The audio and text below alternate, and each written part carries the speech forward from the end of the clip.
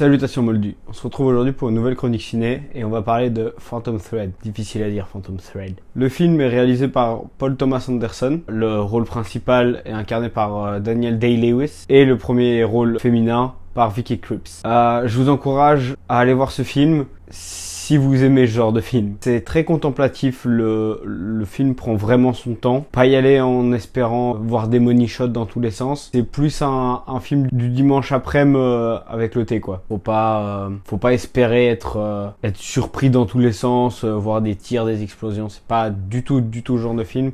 Je le recommanderais pas à tout le monde, c'est ce que je peux vous dire. Pour ma part, j'ai vraiment apprécié le film. J'ai trouvé le film vraiment classe, vraiment très beau, très bien mis en scène. La photo est incroyable, les couleurs sont incroyables, les plans sont incroyables. Mais je vous en dis pas plus dans cette première partie. Et je vous encourage à aller le voir si c'est votre genre de film. Si vous regardez la bande-annonce et que vous trouvez que c'est un peu chiant, vraiment n'allez pas le voir. Parce que la bande-annonce, c'est vraiment les moments les plus intenses du film. Le reste du film est quand même relativement plat.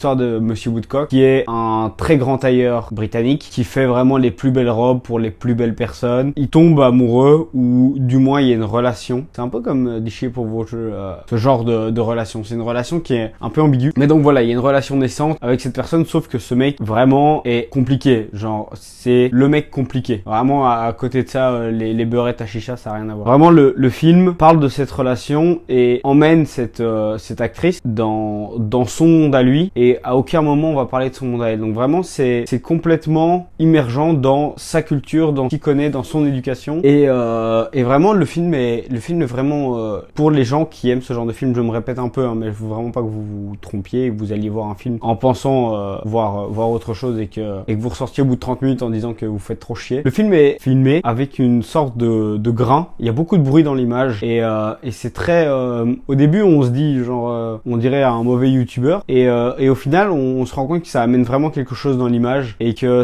tout le film est vraiment filmé avec cette pellicule-là. Je m'y connais pas trop techniquement, j'aimerais vraiment beaucoup apprendre, mais je sais pas exactement vous dire. Mais vraiment, il y a beaucoup de bruit dans l'image et c'est quelque chose que j'ai tout particulièrement apprécié. Toute autre chose, les mises en scène sont vraiment ultra travaillées et les plans sont vraiment ultra longs. J'en parlais dans une autre chronique en disant que j'aimais pas les plans qui étaient longs pour être longs, mais là vraiment, les plans sont longs. C'est presque contemplatif des gens. D'ailleurs, le mec qui joue est quand même vachement beau gosse. Et il y a des très longs plans sur lui qui sont très bien faits. Et voilà, j'en dirai plus dans la troisième partie, mais je souhaite pas vous spoiler plus que ça.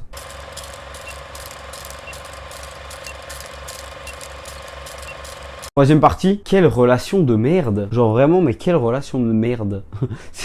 C'est assez incroyable de s'attacher autant à un mec qui a l'air de rien en avoir à foutre. Moi j'ai trouvé ça vraiment perturbant, très agréable, en disant ah, c'est bon, elle va lâcher. Au moment où il s'engueule, je me dis c'est bon, elle va pas revenir. Et elle est encore là et je me dis mais c'est pas possible. Enfin genre, elle kiffe se faire maltraiter quoi. Et il y avait un côté mon roi dans ce film, tellement la relation me semblait toxique et malsaine. D'ailleurs l'histoire des champignons c'est purement malsain. J'ai trouvé que c'était vachement bien amené dans la mesure où elle décide que c'est elle qui décide de son rythme de vie maintenant et c'est plus lui qui lui impose des choses. Il a fait que lui imposer des choses depuis qu'ils se connaissent. C'est elle qui dit maintenant tu te calmes et si tu te calmes pas moi je vais te calmer. Et donc elle l'oblige à freiner un peu son rythme de vie. C'est très malsain mais c'est d'un côté très beau, très sentimentalement je trouve ça vraiment remarquable. Le rythme du film, j'en parlais avec un ami qui a été voir le film avec moi, qui a moins apprécié que moi, mais je pense son rythme de vie est un peu, enfin le rythme du film est un peu l'opposé de son rythme de vie et le rythme de vie de l'actrice. Elle a un rythme de vie qui est quand même relativement lent, où elle se fait quand même un peu chier, on peut le dire. Il y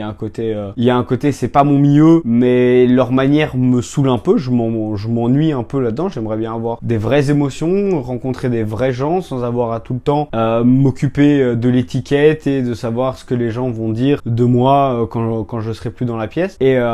Et puis le rythme s'accélère à des petits moments quand il la demande en mariage. Hop, le film s'accélère un peu. Quand elle lui dit je t'aime, paf, quand il lui dit je t'aime, le film s'accélère un peu. Et c'est pour moi tous les moments qui sont plus vrais dans le film, qui l'ont plus marqué elle que lui. Et selon moi, le rythme du film est l'opposé de sa vie à lui. Lui qui est toujours dans le rush, et ben il y a quelques moments où il est plus calme. Et ces moments où il est plus calme, c'est les moments où elle le calme avec cette histoire de champignons, où elle l'oblige vraiment à se calmer. C'est très significatif de ce qu'elle a voulu faire, parce que la fois où elle lui a organisé une surprise environ tout le monde de la maison, ça s'est très mal passé parce que lui avait encore de l'emprise, parce que c'était chez lui, que c'était sa maison, que c'était ses règles, et que à partir du moment où elle lui impose de faire autre chose, et d'ailleurs c'est très marrant parce que la fois où il mange des champignons, les 2 fois où il lui fait manger des champignons, c'est pas dans sa maison, c'est dans une maison de campagne, dans une villégiature, c'est pas chez lui, c'est à un autre endroit, là où il a pas ses règles, là où il y a pas toute sa cour au final de ces gens qui travaillent pour lui, tous ces nobles qui viennent le rencontrer, c'est un autre endroit. Et dans cet autre endroit, il a déjà beaucoup moins d'emprise que là où il est. Et voilà, c'est toutes des petites choses qui font que pour moi, le film est rythmé et n'est pas vraiment un film purement contemplatif pour être contemplatif de 2h10 où on se fait un peu chier, mais un film où on prend le temps, où on comprend les gens, où on admire les scènes, où on pense à rien d'autre. Vraiment, j'ai passé 2h10 à ne pas penser à autre chose et à vraiment être pleinement dans le film. Et d'un côté, son jeu d'actrice à elle est extrêmement bien fait, car il y a énormément de moments, enfin tous les moments où on se sent mal à l'aise, les moments où elle beurre son toast et le film a mis le micro à côté de son toast et vraiment ça nous détruit les oreilles. Et vraiment, c'est tous ces moments où elle nous fait sentir un peu mal à l'aise et où on se met à sa place à lui. Et on se dit, mais quelle immonde connasse, vraiment, elle est horrible, genre laisse-moi tranquille. Et vraiment, c'est quelque chose que j'ai bien aimé, toutes ces manières un peu de nous mettre mal à l'aise, un peu cringe, comme la fois où elle va voir la princesse belge et on dirait un enfant de 5 ans qui va à une convention YouTube et qui voit Cyprien et qui sait pas trop quoi faire. Mais vrai, on a pas joué, c'est déjà bien.